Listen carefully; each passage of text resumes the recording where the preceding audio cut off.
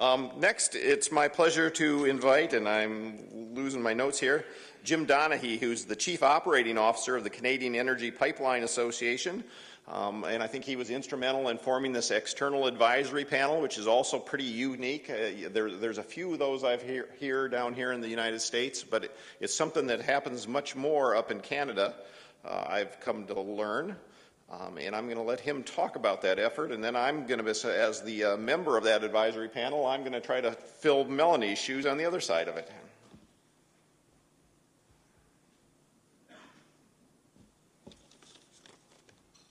All right. Up and down buttons. Thanks, Carl. Well, thank you very much. Hopefully, I'll enjoy these few minutes to offer some perspectives on who CEPA is, what we're doing, as well as taking a look at the external advisory panel and the value that it's bringing to us. This is the first opportunity that I've had to come to the conference, and I must say, an extremely powerful experience thus far, and I'm absolutely hoisting aboard many of the messages that are being offered and look forward to carrying them home with me. So I think the first thing that I would do is say that in taking a quick look at who CEPA is, there's a slight build that I need to make on the title of this panel in terms of how Carl named it, and it should be, they do it different up there, eh? When we look at CEPA then and see who we are, the Canadian Energy Pipeline Association is the single association in Canada that represents all of the transmission pipes, the large pipes that move significant, virtually all of the oil and gas that is produced within Canada. Our mission, very, very strongly focused on, as far as where the association does its work, is in working to enhance the operating excellence of the industry as a whole, to make sure that we're doing our best to enhance the business environment as well, and ultimately to move the yardsticks on behalf of the Canadian people, and that includes all people. And that very much includes credible engagement across all fronts. And our board of directors have been very specific with us in terms of directing the association that we are not lobbyists. We do not speak on behalf of any particular projects. We do very much speak on behalf of enhancing the performance of the industry overall. And opportunities to come to conferences like this are so vitally important so that we can absolutely listen to the messages that are being delivered and carry them back to the leaders of our industry, and to serve in that very credible and challenging ground in between the messages that you're delivering and the messages for the industry players that we represent. Large companies, to a certain degree, we have the advantage in our association. There are only 12 members. That said, they are oil and gas, and so the CEPA organization actually is sort of API, AOPL, and INGA all rolled into one in terms of the interests that we represent for our members. Largely, they are federally regulated, but they also operate across a number of provincial jurisdictions. So there's a lot of challenges and a lot of complexity in terms of how we work with the various regulatory bodies that we have the privilege of working with also. As I mentioned, a very highly regulated industry, and we welcome that regulation. We believe in strong regulatory oversight, strong adherence to the polluter pay principle, and have stepped up in every single occasion, and thankfully they have been few, and our mission is to make them even fewer as we move forward. A very proud operating history of 60 years, but I think what's most material is on the right-hand side of the slide. The 97% of all oil and gas produced within Canada is moved by our members, and that amounted to 22% of the mercantile exports, the value of those exports. So it's a very significant industry. We've heard a lot about the fact that times have changed, and they needed to change, and they will stay changed, and we absolutely recognize that in terms of what's unfolding. Unprecedented public interest in terms of what's going on.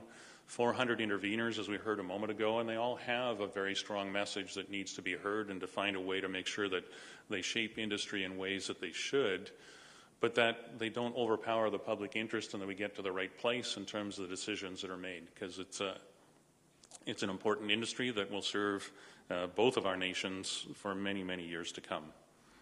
When we look at that, then, it's important to understand that trust is one of the most crucial concepts that we're building all of our efforts upon going forward.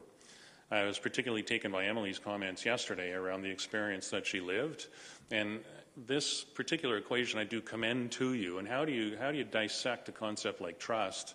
And it's been one that we have used frequently, both with our board of directors and with the members of the companies and with people in the various communities in which we have the privilege of interacting at this point in time. And saying, we heard too many stories yesterday about companies not perhaps being as reliable as they should be, not doing what they say they should do, at times perhaps not possessing the expertise that they should have. But most important is that concept of intimacy. The quality of the relationship that you have with the people that you rub up against day in and day out. Are you parachuting in to offer a few glib messages so that you can get what you need and then you're moving on? Or are you actually spending time with those people and having boots on the ground, so to speak, so that you can truly come to understand those messages, take them and internalize them, and make sure that you and your entire workforce and everyone who does work for you is going to be different in the future, so that we can work together to make things happen. Absolutely subscribe to the concept of constructive conflict that I think was demonstrated on one of the slides yesterday, and in that way that offers deep insight to why we looked at creating the external advisory panel within CEPA. So what has the response been? And I'll speak to this briefly as we get to the external advisory panel. The 12 CEOs of our members have publicly declared their commitment to getting to zero. And as we heard yesterday, it's an extremely complex challenge given the nature of the operations and the thousands of people that touch these operations, but it's not impossible. It is something that we have to strive for, and it's through working on a safety culture, through management systems that are clearly focused on continuous improvement, and ultimately reaching that goal that we're striving for. So the way we're going at it is 4 major work streams, if you will, in terms of taking a look at it. Leadership and governance, CEPA integrity first, and I won't dwell on these at all, but integrity first is our version, if you will, of responsible care that has served the chemical industry so well for approximately 30 years now and finds its way across some 30 or 40 nations in terms of where it's been implemented. We're in our early days. We're about 3.5 years into constructing this program, and I'll show you a little bit about that in a moment. But ultimately, leadership and governance are absolutely key to how this is going to unfold as well. So integrity first spans these 3 principal areas, be it safety, the environment, and socioeconomic considerations. And the priorities that have been identified thus far within each of those buckets, if you will, have been, we have sought counsel from the public, from many various peoples in order to determine those priorities, and each of those priorities in time will be served by guidance documents and by management systems focused on continuous improvement so that we're getting better. The external advisory panel that we formed, that I'll speak to in just a moment, will be absolutely instrumental in making sure that we select the right priorities, that we're moving in the proper sequence and time, so that we're having the best impact that we possibly can and serving the interests of everybody that our industry touches. The board itself, in the last 1.5 years, has seen fit to basically reconstruct itself completely, and this is, I think, probably most indicative of the very strong commitment that they're bringing to this. Previously, our board of directors had the ability for the CEOs to send alternate directors to our meetings, and as you can imagine, CEOs being the incredibly busy individuals that they are, you give a CEO a choice not to go to a meeting, and he or she might not go there, so we had lots of alternates.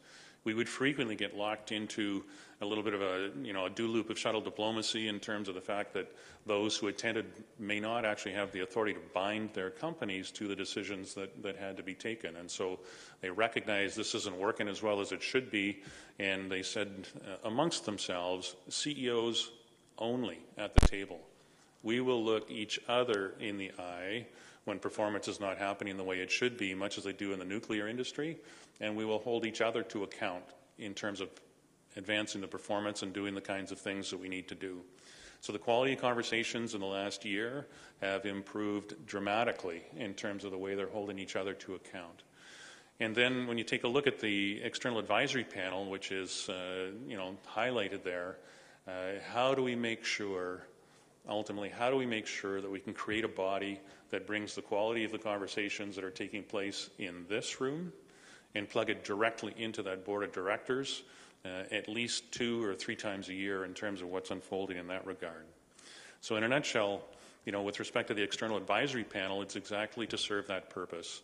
Unfettered insights from the kinds and quality of messages, the experiences that many of you in this room have lived, and making sure that the board hears those and takes them aboard. We just stood the panel up this year. We've had 2 meetings thus far, and I can tell you that the impact that it's having, the insights that it's delivering to some of those board members is extremely powerful. Just some quick thoughts in terms, were you to establish one of the types of considerations that you'd want to, give thought to in terms of what it looks like, but how many members, what kind of members, terms of office, how do we set this up, confidentiality and transparency. If we're going to have really, really frank and open conversations, how do we represent that into the public domain? Because we need to be able to have very, very frank and open conversations within it.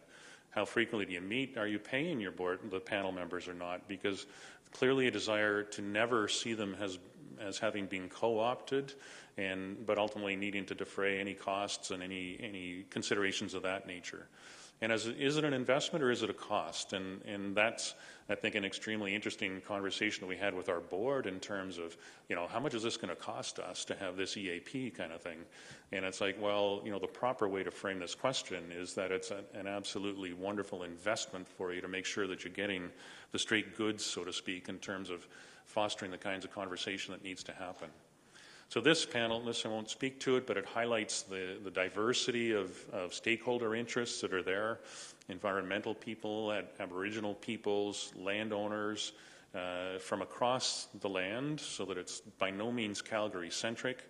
We wanted to ensure that we're getting broad regional input from across Canada and all of the interests where projects, where companies are currently operating, as well as where some of the projects may go into the future.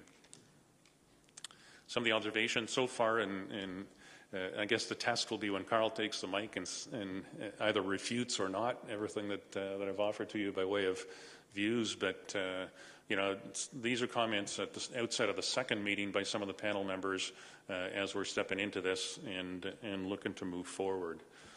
So ultimately, some things to think about are the experience so far is that, the board's support to form this, there was some trepidation, I can honestly say, from certain board members in terms of moving into this space.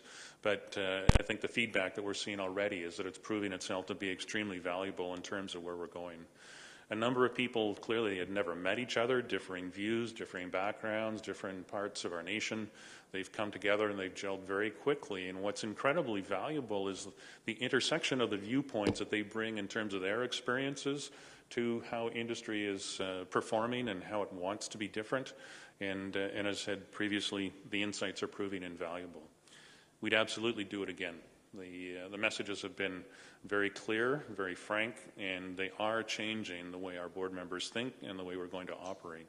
So with that, I say thank you for the opportunity to provide you with some insight to it, and I very much look forward to your questions. Thank you. Thank you.